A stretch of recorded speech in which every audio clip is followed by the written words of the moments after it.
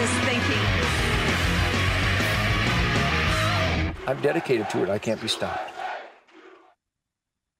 Look at this guy. The funny guy. Look at this guy. Oh, boy. We just turn to any page. We're in the midst of making a book. Oh, there I am picking up meatloaf. Look at that. Picking up meatloaf. Look at picking them up. What do we got over here? Who's that? Who's that? Oh, that's Steve Fortney. I love Steve Fortney.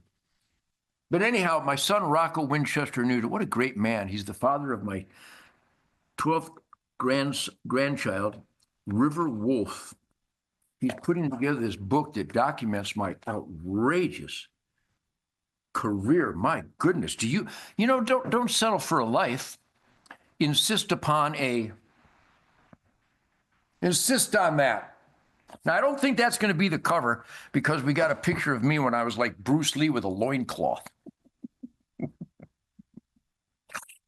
So welcome back to Real America's Voice Spirit Campfire. Thank you, people, for celebrating this with me and supporting my big mouth, because the Founding Fathers wanted every American to be just like me, to speak up, to blow whistles, to identify corruption and criminality, oath-violating abuse of power by bureaucrats out of control, and not be afraid of the consequences, because when you celebrate truth, logic, and common sense, self-evident truth, logic, and common sense, like the Founding Fathers wrote down in the U.S. Constitution, the Bill of Rights, the Declaration of Independence, the Ten Commandments, the Golden Rule, and all that radical stuff, that's my life. My life is the U.S. Constitution, the Bill of Rights, the Declaration of Independence, the Ten Commandments, the Golden Rule. I do unto others as I would want them to do unto me. And if I broke into your house and threatened your life, I would want you to shoot me. So thanks to everybody at Real America's Voice, and thanks to everybody that's supporting this wild-ass, defiant guitar boy from Detroit. Especially thank you, Detroit. I was born in Detroit in 1948, December 13th, 1948. Hence the bags under my eyes. Plus, I got to tell you, my dream includes buck lure. Signal11lures.com. Go to Signal, is that what it is? Signal11lures.com? Anyhow, do you have some Gonzo juice and some Wang Dang sweet buck tang? I'm telling you, spray this in the woods. You know, they claim, I don't know. Well, you're not allowed to bait deer, but you can do a mock scrape that actually inspires sexual response. Is there anything more powerful than sexual response?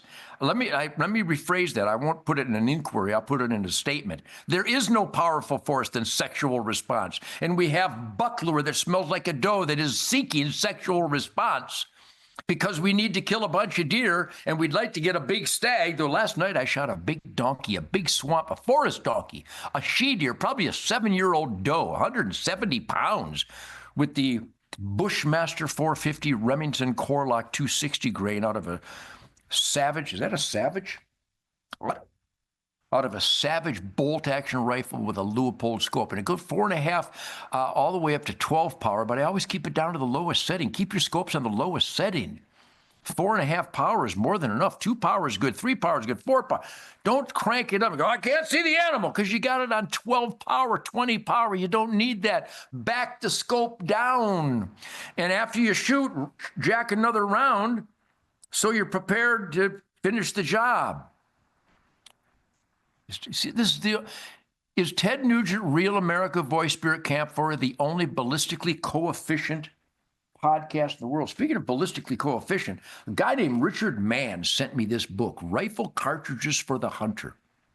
Thank you, Richard. Good stuff. I started reading it in the blind last night. Here's a little tip.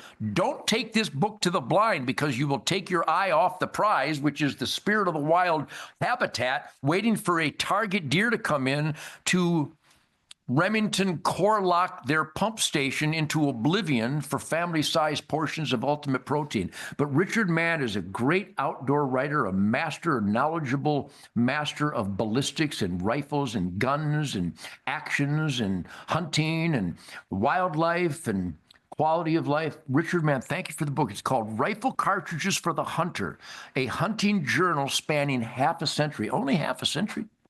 Is that 50 years, huh? I've been rock and rolling for 70 years. I started when I was like 6 or 7 years old. So that's 70 years. I've been performing for 68, 69 years. But Richard, thank you very much for the book. Thank you, Billy, for the guitar. Thank you for the spaghetti sauce. Thank you for the artwork. Tim Yankee.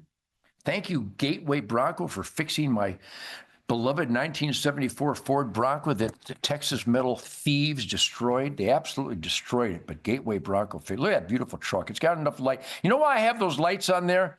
Because if I run into there's a condition in America that indicates the dumbing down of America. And those are the idiots in the left lane that are not using the left lane for its designated passing lane, and they blockade cars. But when I come behind them with my vehicles, thanks to Shannon Guderian down there in Waco, Texas, with the lights, but thanks to Gateway Bronco. Actually, you know, Texas Metal did create that roof rack, but unfortunately, the truck didn't run, Texas Metal. Bill, the truck never ran.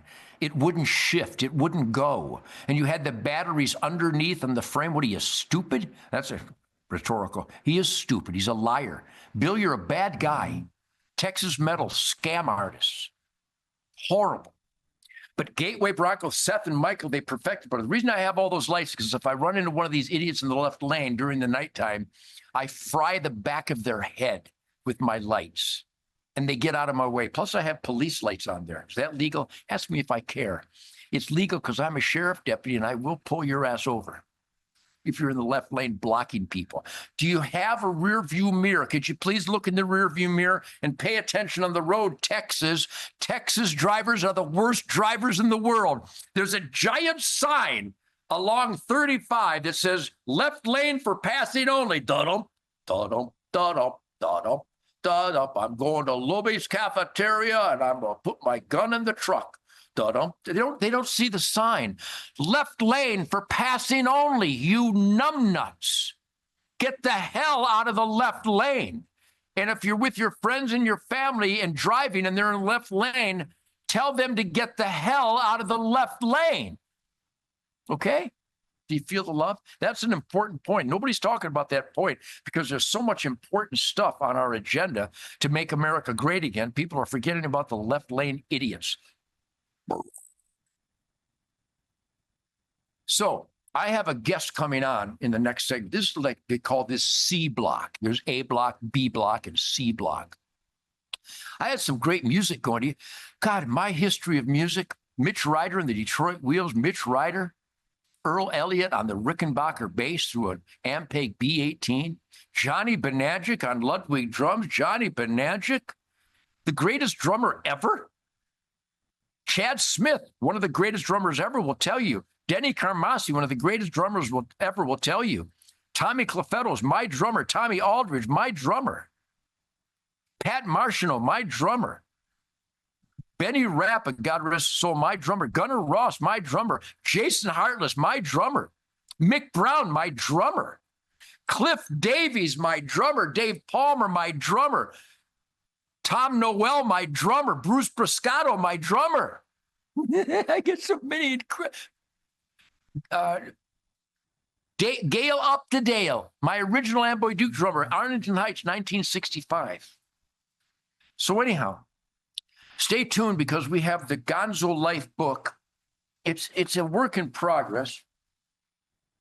It won't be available. It might be available at the Nuge Vault. Go to nugevault.com.